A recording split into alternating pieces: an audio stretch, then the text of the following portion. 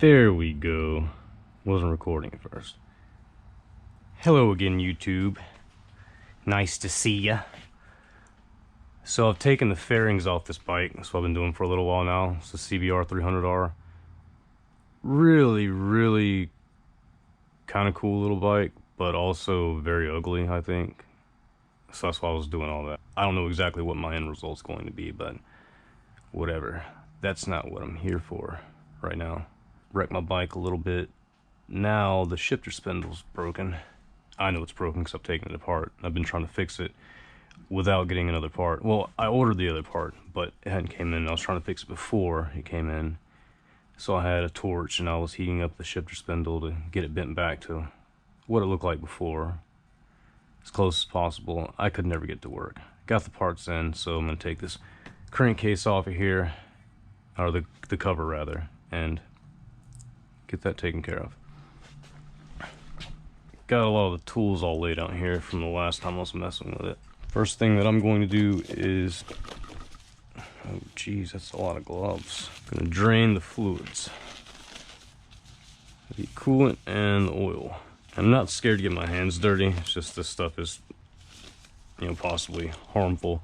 And also I don't like washing my hands, and I don't like having really dirty hands, so gloves. 8mm. Yeah. Get something for the coolant. I'm going to try and recycle it, since this is the third time I've filled it, because I kept mixing them together or getting them dirty whenever I was trying to recycle them. But see, I'm cleaning this crankcase cover off here because no matter what you do, some of that coolant's going to run down the side here. So this one that I'm on right now, I don't know if you can see if there's a little copper washer, or I think it's brass or something like that. That's the drain one. See what I mean? I always make a mess. Anywho.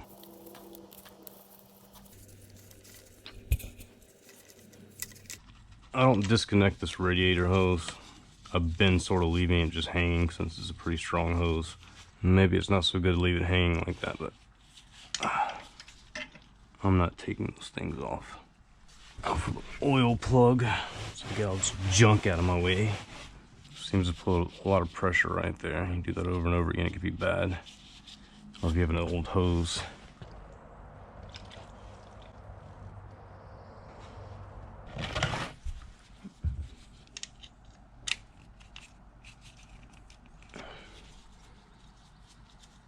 $12mm.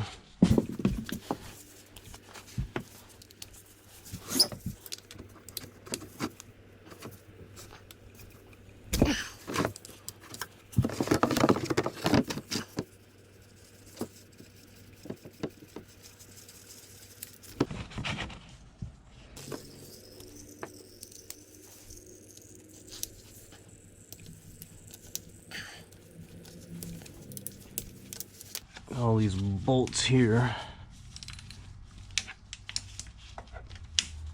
little small ones. When you're putting these back in, don't over tighten them. I broke one of mine off in there. I got another one ordered. I just have to get some sort of tool to get it out. That's why I have that red ATV sill at the corner there, just in case.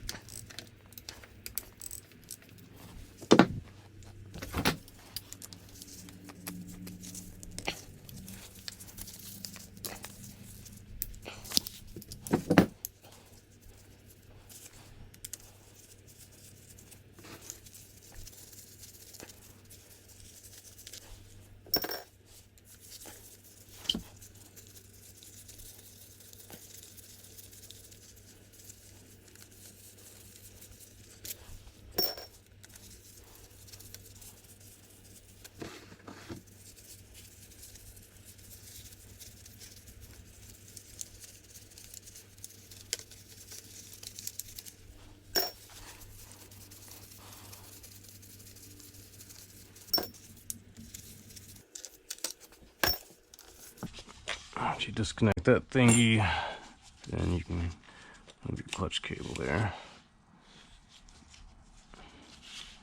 Leaving that on and that on and that on right now because I'm going to go ahead and change the oil as well.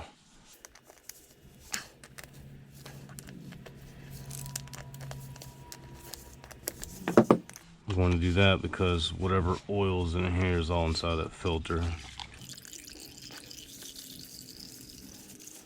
I don't want to get any dirty oil back in the system after I put new oil in it. It'd be kind of pointless. And I have a filter nearby. May reuse this gasket here, I don't know.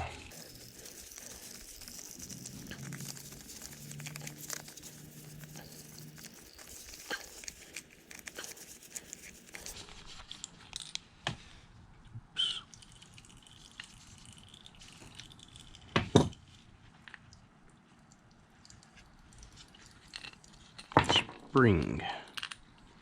Need that.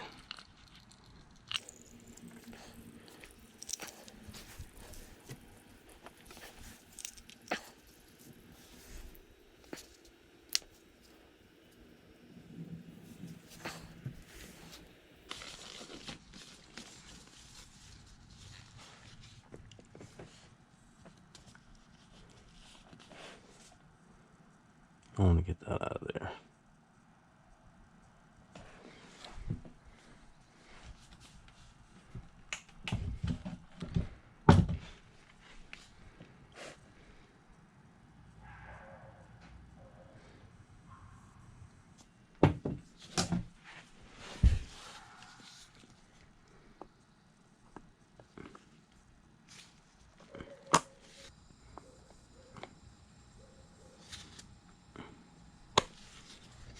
I wonder.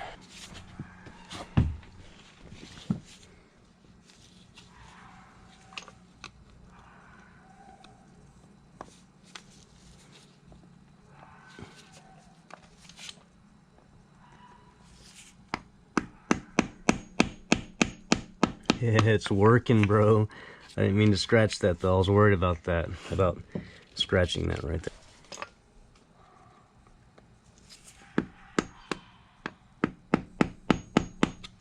I should get a proper tool. There's something that you can get to screw in there, but it's threaded in a reverse manner. That way, whenever you're turning to the left, it's tightening it after you drill it out and then put the other thing in there.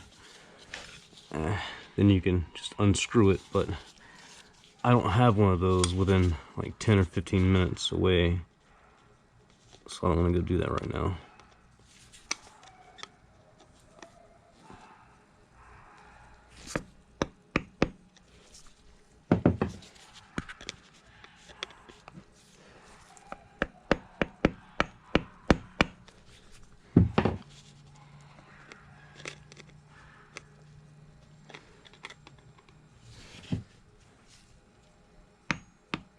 Get this junk out of here and no more freaking RTV seal. Not that there's anything wrong with that stuff, I just don't like waiting on it. Right here it probably wouldn't hurt anything, but to not wait, I mean. Well, if I'd known I could get it out of there that easy, I would have never had the seal to begin with. But don't tighten these very much. They don't require it. The torque's real low, and where I messed up is I was using this cheap torque wrench that I got. Oh, where's it at? Maybe it's on the other side, but it's a larger torque wrench. It works great for anything over like 20, 25 pounds. But anything lower than, say, 18 or so, I don't even want to try because it doesn't work. Like, these are supposed to be torqued to 8 or 12. That's not the specifications. I'll put them on the screen. But I was trying to use that, and that's why this one particular one got over tightened. And I decided to abort mission with the torquing. And I'm glad I didn't do it around the crankcase and crankcase cover anywhere. That would suck so bad. That's out. That's good.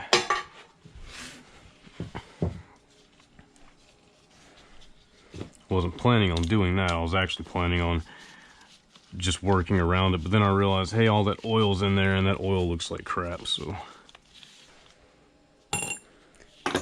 I got these Honda parts here. Ordered those at the local Honda place. Well, they sell more than just Honda stuff, of course, but I think that's one of their digs. This is the replacement bolt that I got for that. There's some part numbers for you. Can you even see that? Yeah. Bolt flange.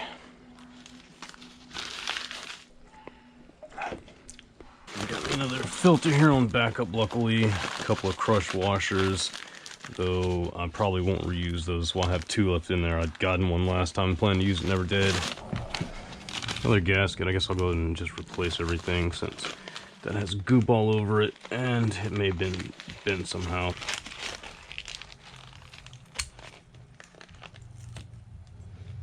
Oh yeah. I gotta loosen these.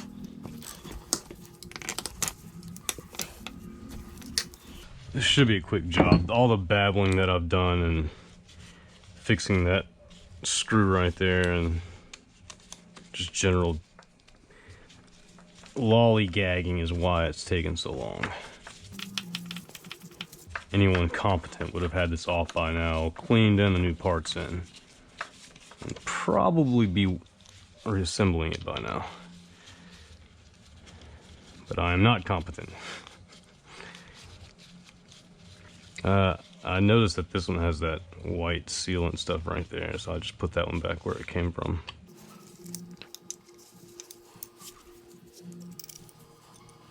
Keep my parts all together.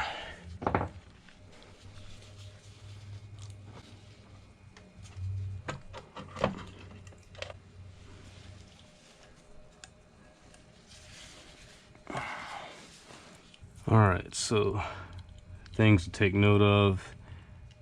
Now, as you'll notice, I tore the gasket here. Didn't mean to do that. The reason why I did is because this part right here, you need this piece. So don't lose this when you take it off. You want to make sure that's in there, either left in place there or in the crankcase. Probably safer in the crankcase so it doesn't fall off into something like that and then you don't notice it. Maybe a good idea to move that stuff all together if you're not aware of what should be there. I need to clean that and the goop as well. Alright, those bearings, I've never had those fall out, but I've never turned it upside down and tried to make them fall out.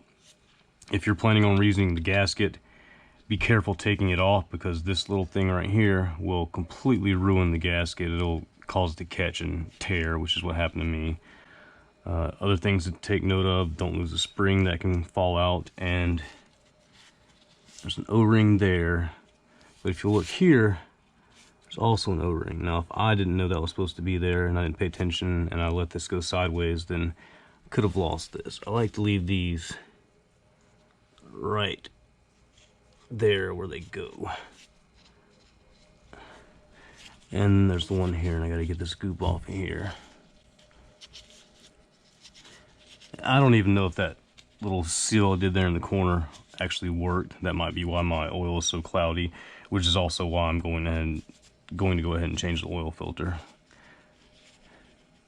So hopefully there's not coolant all throughout my engine in the oil. It is cloudy looking, but that could be something else because I already had some coolant down in the bottom of this.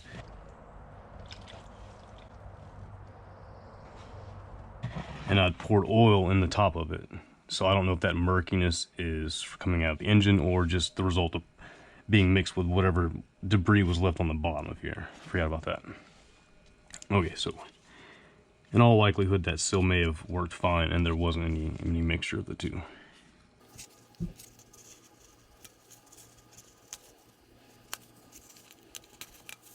I went ahead and ordered 2 of these gaskets. That way I just have one on standby. I never noticed that because I've never taken this gasket off. So don't lose that either. I'm sure that's important.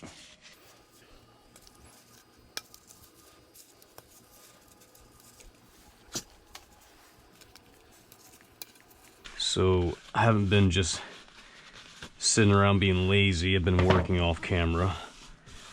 What I did was very carefully scrape off the remnants of the gasket from the crankcase cover there with this razor blade. I say very carefully because that's really soft metal and you don't want to go carving it up, I suppose. Another thing that I've been doing is tilting the bike this way, of course, remembering to keep that O-ring in place, that O-ring in place. If you have that pin left in there, it might be a good idea to move it there, and of course leave that pin in there, the new one that I just found out about today. But keep those in place for sure. Nothing else is going to really fall out of here right now. And what I'm going to do is just, I've already done it some, so not much is going to come out. But I'm just getting all the oil from down in the bottom of the case, and then coolant will also run out of the radiator as well when you do this. Pretty much like that, just in higher volume came out earlier. And at a faster rate, of course. Oh, I thought I just heard something fall. I did. It was gear. Jeez. Alright, so I lied about nothing falling off of there. So just always make sure you pay attention to how stuff was on there to begin with. This I know for a fact because I've looked at it so many times that all this writing was facing me. I could always see it, so all I could do was place it back where it was at. I'm sure nothing else fell off in there. And of course it didn't fall off until I got the bike really pretty horizontal. The light bike gets heavy when you turn it over. Let me get my pen light out here and make sure this stuff's clear, and we'll get to it.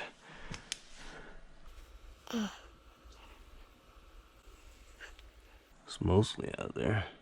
I'm gonna pull this screen out. I've never pulled it out before.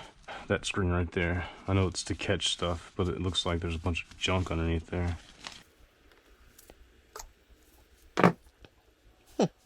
That's neat. It's doing its job, I suppose. Whoopee. Pay attention to how it goes in there. It's like there's a certain way. See how it's fatter at this end, skinnier at that end. That way, the further you push it in, the more it wedges itself in there. So I guess if you put it in backwards, like upside down, it wouldn't go in all the way.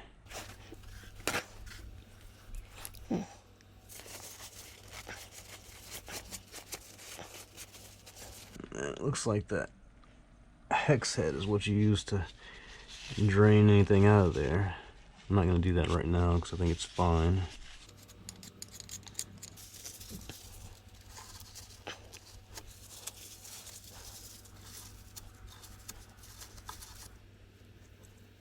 Now, that's the part we're getting out, the shifter spindle. That's what's bent, keeping it from shifting. Hopefully nothing else is wrong with the clutch or any of the other parts. All the clutch plates look fine. Nothing else seems bent or broken. Looks like they're 10. So these ones here are spring-loaded. So when you take them off, you're gonna want to do like a star pattern. Like when you do a tire. And even if they weren't on springs, you'd still want to do that pattern, because whenever you're unscrewing things like this that have more than one screw holding surfaces level and even, you don't want to unscrew one a long way and then this one be all bound up or have the threads bent, or it makes it hard to undo, and in this case it will be problematic all around.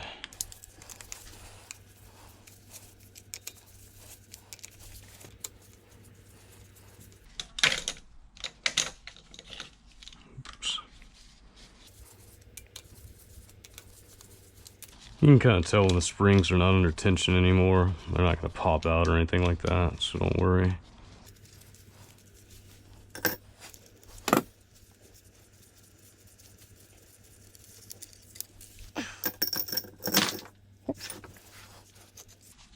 This part just pulls out. You can pull the clutch plates with it, just keep them in place. If you do get them mixed up, it's no big deal. This part comes out. Of course, it goes on the inside. This plate that's on the inside has the ridges. If you'll notice, see how much wider those are than these ones here. was watching this other guy's video, Moto Frog, really great videos. This plate here, you can see how it's not as wide as that one. That way it won't get in the way of these Judder Springs. Now, I believe there's two parts to this, or maybe just the Judder Springs is one thing. I don't really know, because I don't really know what I'm doing. I'm not a mechanic or anything. But there's a Judder Spring in place here. Whenever it comes off, you want it oriented the right way. So what I do is I just pull it out and set it the way that it would be in here, or when connected to that. You pull it out, it's concave. You can see it's kind of tapered upwards, like a frisbee or a UFO. So you want it kind of positioned like that, where the bowl portion goes upwards, comes right off like a hat. And then if you get them mixed up, then you just alternate these rough looking clutch plates with a smooth one. Rough, smooth, rough, smooth, rough, smooth, until you get all of them on there. And just making sure that this skinny one's on the outside, or the one that's on top whenever you're looking at them, because it goes in where the Judder Spring goes at. Clutch basket. This part can be a little tricky. Tricky as in a pain in the ass if you don't have the right tools. You'll notice this little washer thing here is staked. It has to be unstaked before you can take the, not washer, but the thread on the bolt, or the rim of the bolt. Rim there at the top. That allows you to punch it in and bend it in right there as a secondary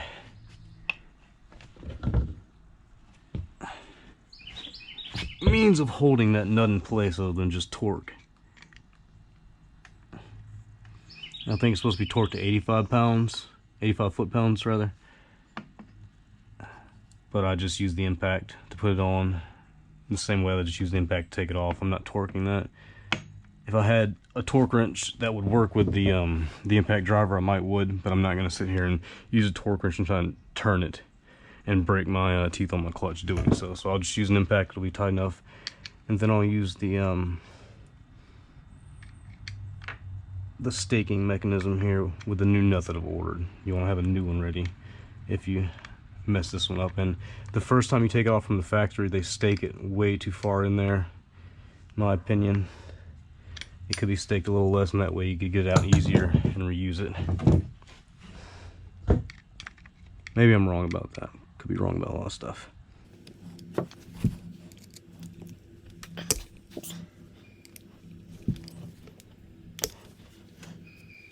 Just don't mess up the threads.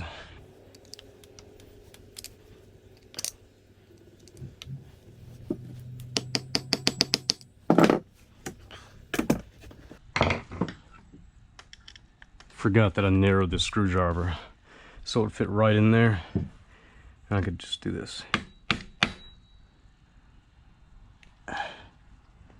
And not worry about the threads. Alright, there. It's out of there. The threads are fine. We're good to go. Pretty much a cakewalk from here, if you know how to get that clutch basket out. If you don't, then that's usually where it becomes not a cakewalk and a pain in the ass, and you're breaking the teeth on your basket or doing other things that shouldn't be happening. So this is what I do. Zip ties.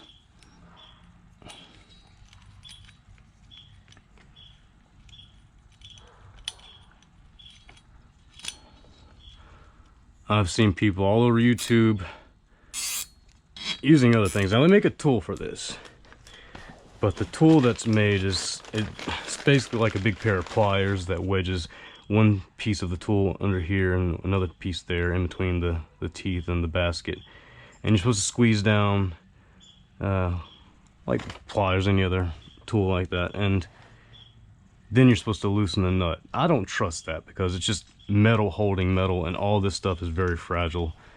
So that's why I use these zip ties, because each one of these zip ties has a lot of tensile strength. It's written on the packages, and whenever you combine more than one of them, of course you're multiplying the tensile strength, so these will hold it. And whenever you're using an impact, it does something kind of neat. Aside from just hold it because they're strong, they also, see, there's slack here. No matter how much I tighten this without damaging these teeth or getting some kind of tool and breaking the zip tie, there's always going to be a little slack. So that give is going to be there to wiggle back and forth along with the impact. That way nothing is ever in too much of a bind being broken. That way nothing is ever held in place really firmly to be broken by the pressure of the impact wrench or whatever else.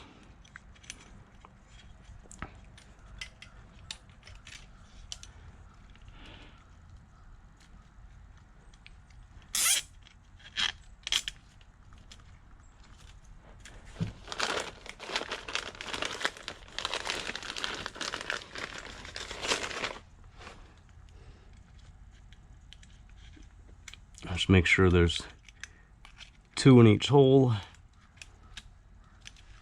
Span it around that way.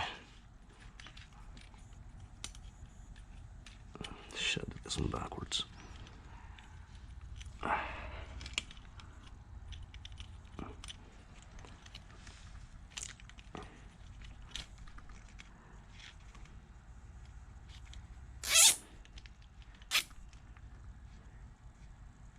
And also, I didn't tie it in the same place I always do.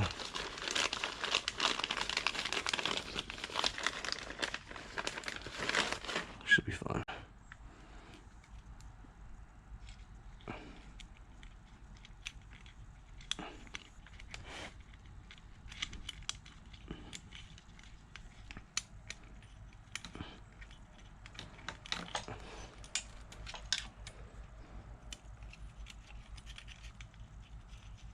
You see that other thing in there?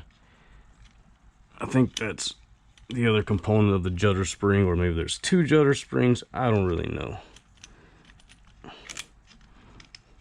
I just know that one's hard to get out. I didn't even know it was there until it fell out on me accidentally. So I just leave it in place.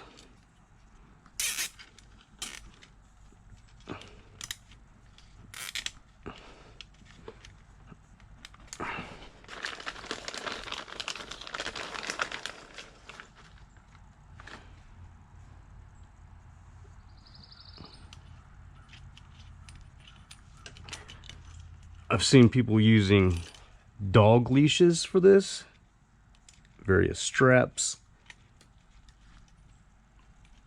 welding tools together.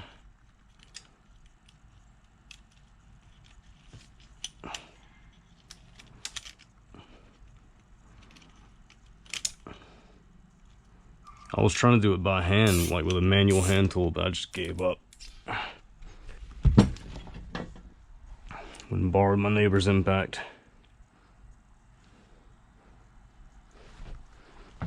24mm. Now whenever these are referenced on the charts or when you go to the parts place, it's gonna say 16mm because it's referencing the diameter of the threads, I believe, something like that, and not the actual size of the nut.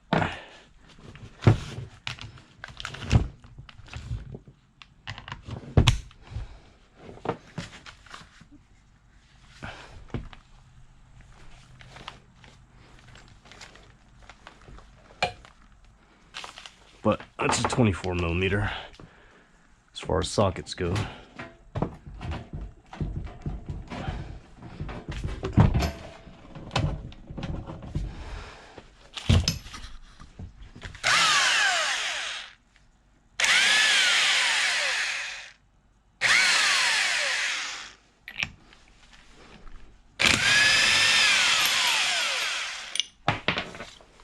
And that usually doesn't come off so easy. The last time I put it on, I didn't use the impact. I did it by hand, and I did that so I could use the same washer but move it a little bit over and stake it, because I'd already ruined the place where it was staked at.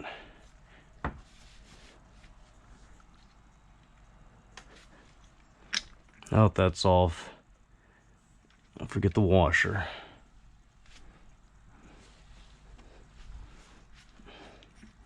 Nothing else to fall out of there. This clutch basket just comes right out. You can leave the zip ties in place because they're going to be oriented exactly like they are.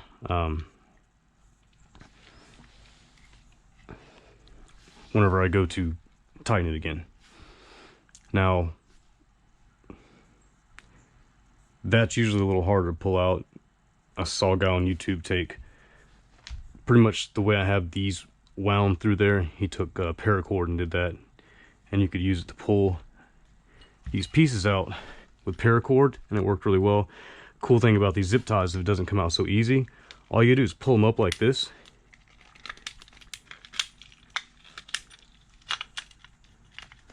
And you've got a handle to pull all that out of there, if that's what you're trying to do. And then you can just put them right back where they were.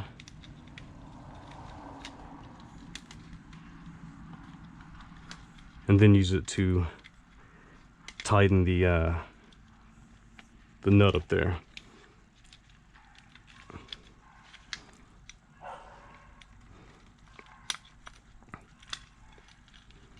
So these zip ties are really handy. I've also seen people use these to put tires on. I've done it myself.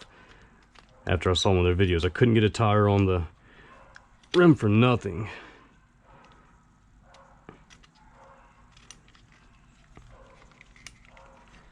There you go, ready to be put back in.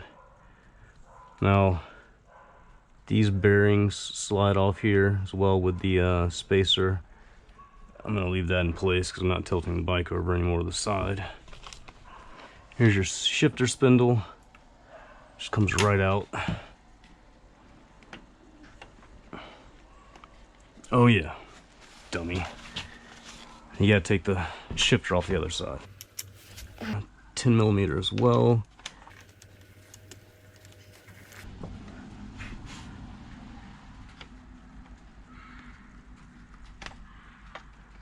And I'm just going to leave that hanging like that. It'll be fine. Alright, now that you take the mechanism off the other side, this part comes right out. Nothing really to worry about falling apart.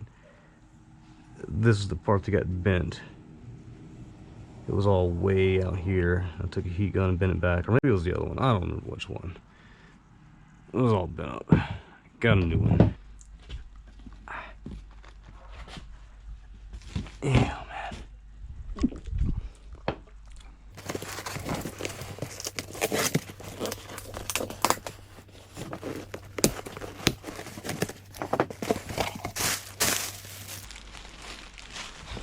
Gaskets, 2 of them. Shifter spindle. I got 2 of these special nuts with the staking rims on them. Oh wow, that looks just like a flash of light on camera there. Looking at my phone.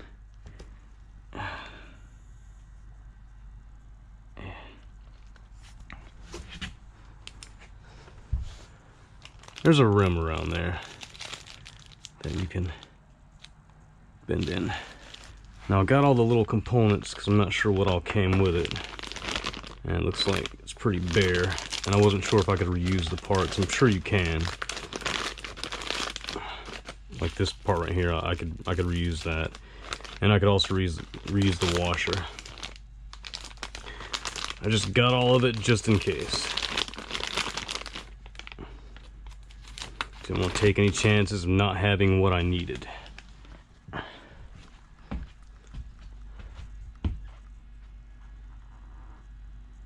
Old one, new one. They do look a bit different. No wonder why I wasn't shifting. I didn't have them bent correctly at all. So what I'm going to do is just make this one look like the other one. It's already got the little spring there. So I don't have to worry about that one. Looks like the first part that goes on is the spring. And I can put it on just like the other one is because I haven't taken it off. Oh, part number. The spring. I don't know if you can see that. And part number for the, I forgot what this thing's called. Oh, circlip. That's what the word I was looking for. Part number for the circlip. And part number for the washer.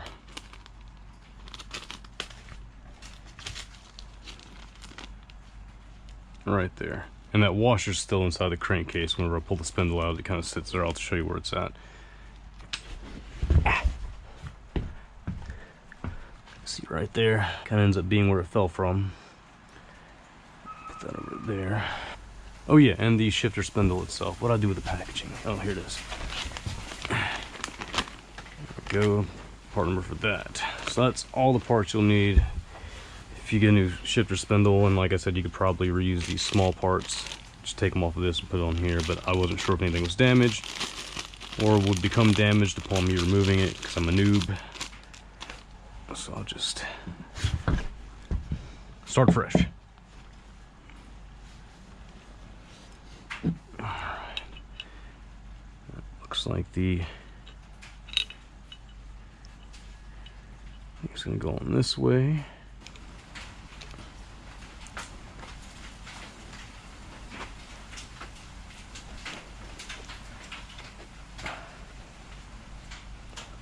There we go. Okay, recording again. More battery issues, of course. Uh-oh. Of course, all of my batteries are dying now. It's so messy in here. I hate having a messy workspace, but whenever work happens, a mess happens. So I stopped messing around with the spindle or this circlip for the spindle so much. I just finally decided I wasn't going to break it and just didn't bend it side to side, just kind of pulled it out straight like that and then slid over the top and then forced it down, scratching up the spindle a bit, but whatever. I know how else to do it without breaking the circlip. I didn't want to try and remove the other one. So this is all the spring came on it. That spring is oriented as it should be. Circlip as well. Got the washer over there. Alright. Now it's time to get this beast back together and see if it works. Alright, so working in reverse, the last thing I took off was this washer.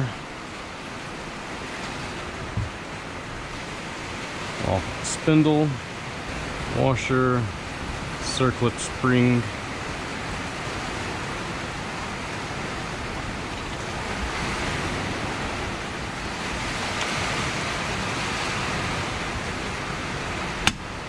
Right in like that.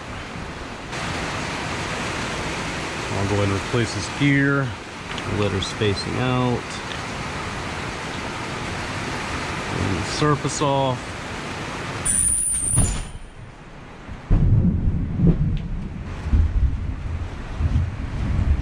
Alright, that looks good. Enough lollygagging.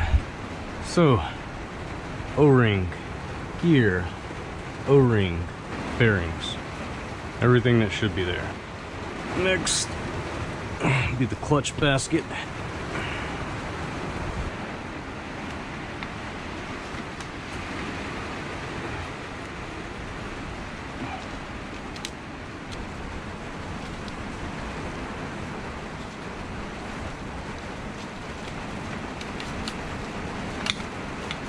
Pulled all this off at once.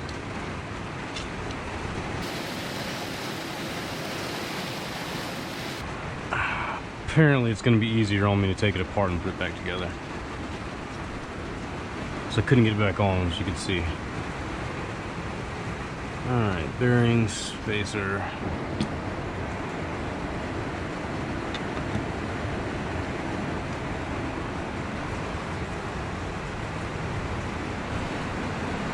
Washer.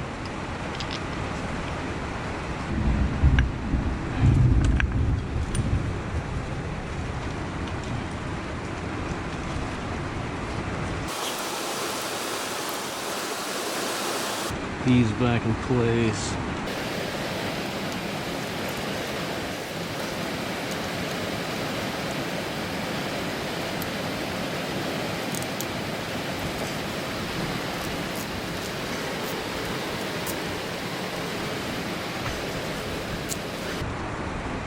Washer.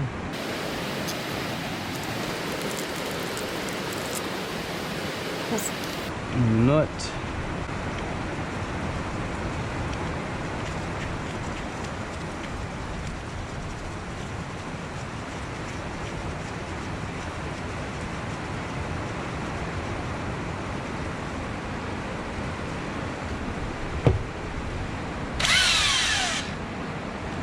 And torque this down, or you know what I mean.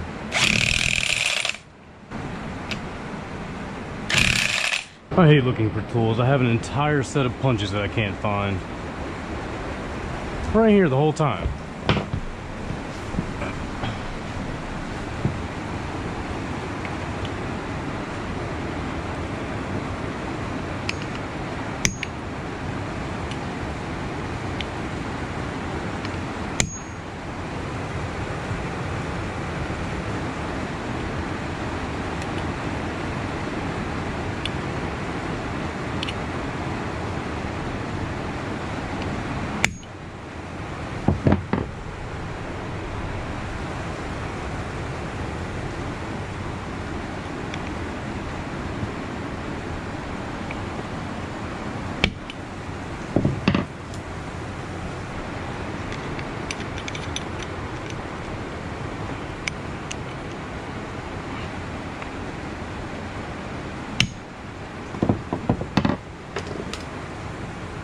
Now that that's staked and tightened up, I'm gonna cut this junk out of there. And you could take the time to reuse these, but I'm not that hard up for zip ties.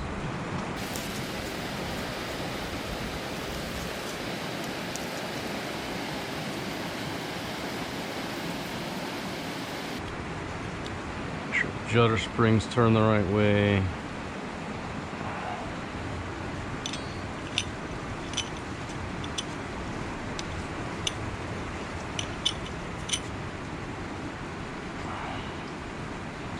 You can either put these in one by one or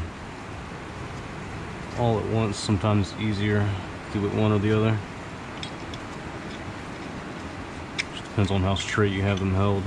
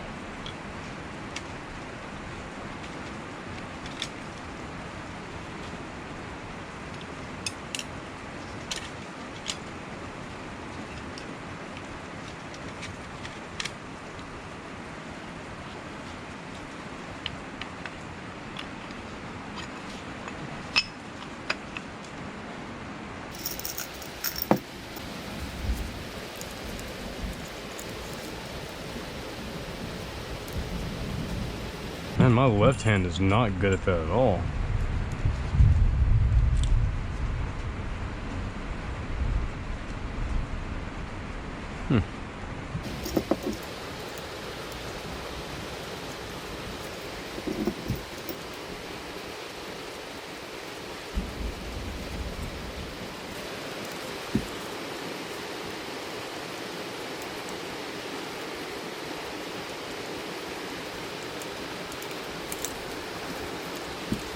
And if you need to change out the clutch components or anything else, then of course just do everything you just did, but don't go as far.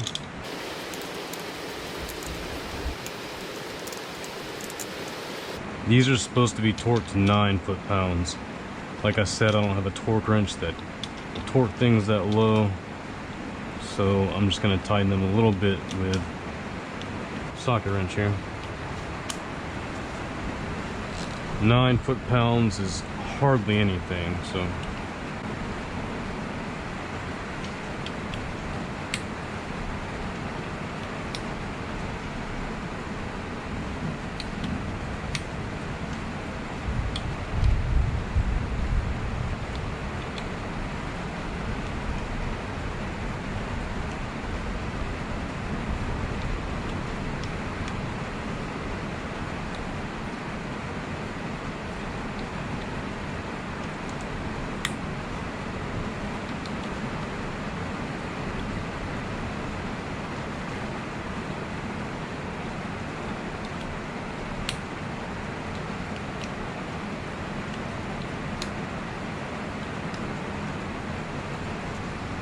alright, now I'm going to check and make sure everything's in place. The screen's there, washer's there, the washer's there. They're new, they're fine, I don't need to replace them. Didn't drop any gears out this time.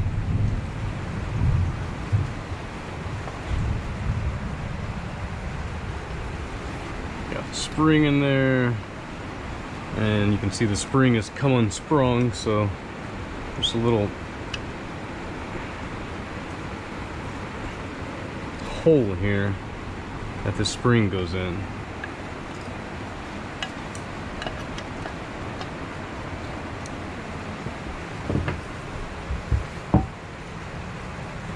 In the end, if you think you've got to turn the wrong way, the spring's kind of oriented to want to go inside that hole from that side.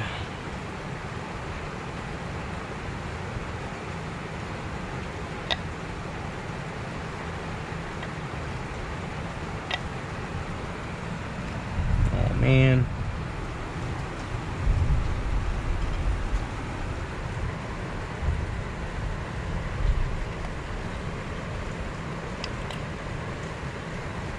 And you can get it worked back into place without taking it all out.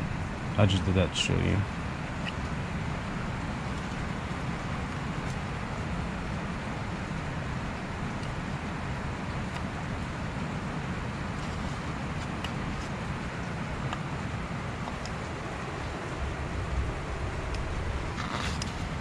Make sure you get all the gasket bits out of here. Any debris. Wouldn't hurt to get as much old oil out as possible.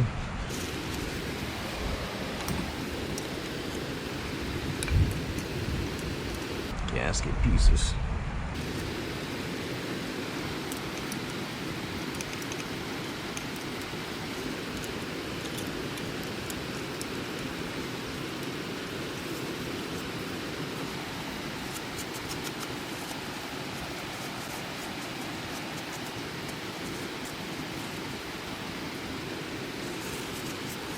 Gasket, where are you?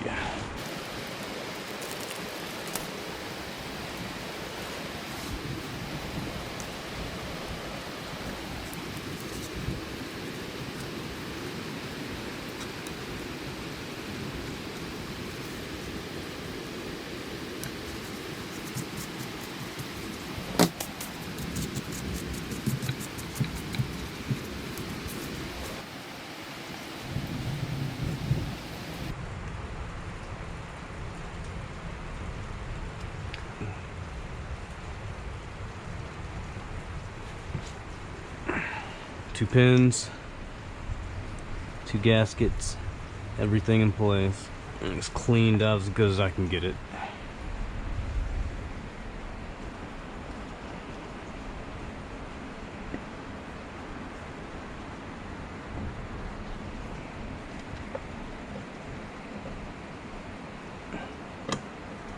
Just don't mess up the gasket.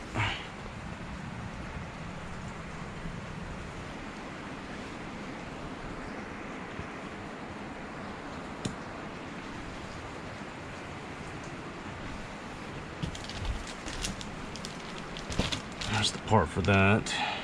Okay, so right about here, my GoPro decided to play a mean joke on me.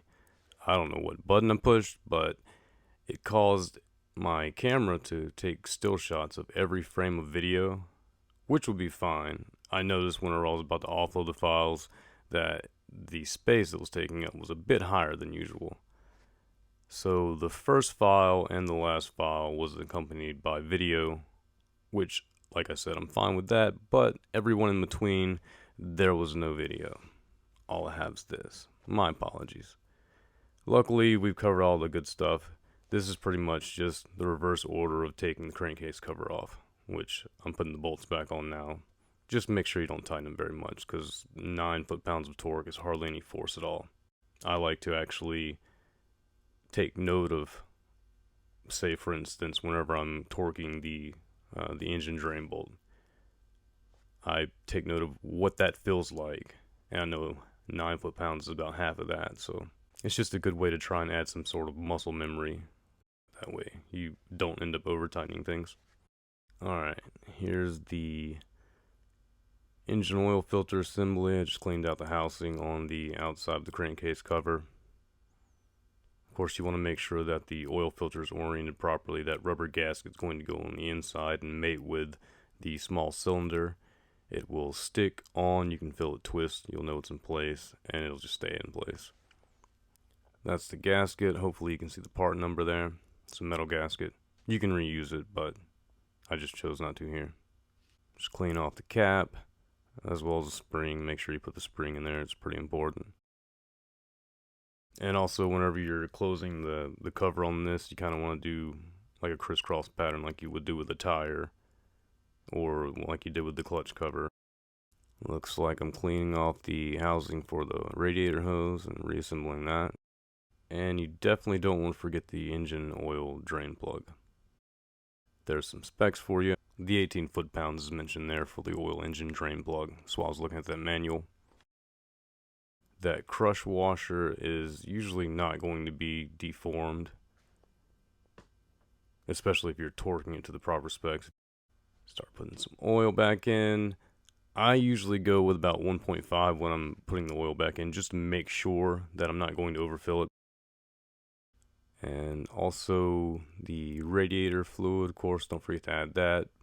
And watch out for the little screw on the cap. I just lost it, and that's me looking for it with the flashlight. So if you completely take the engine apart, you're going to need 1.9 quarts or 1.8 liters.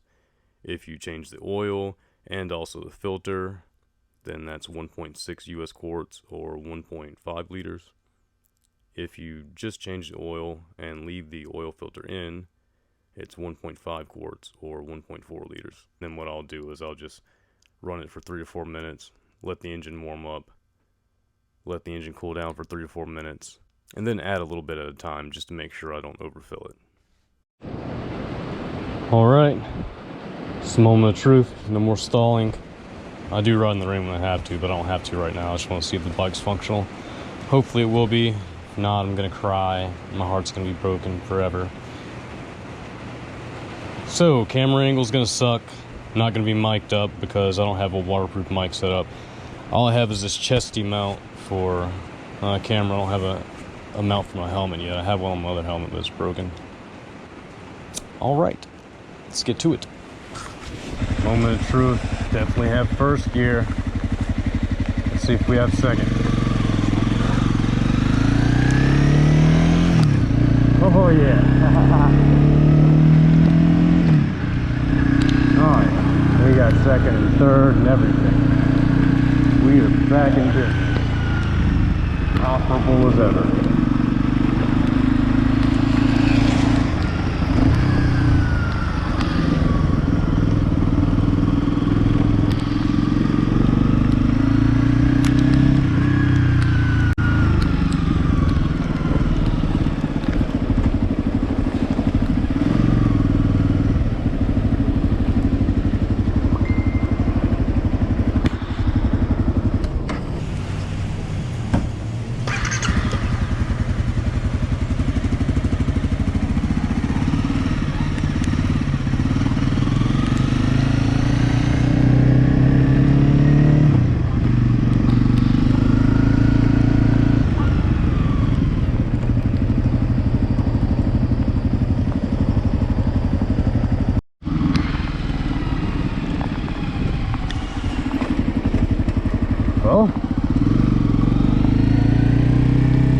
think it's recording.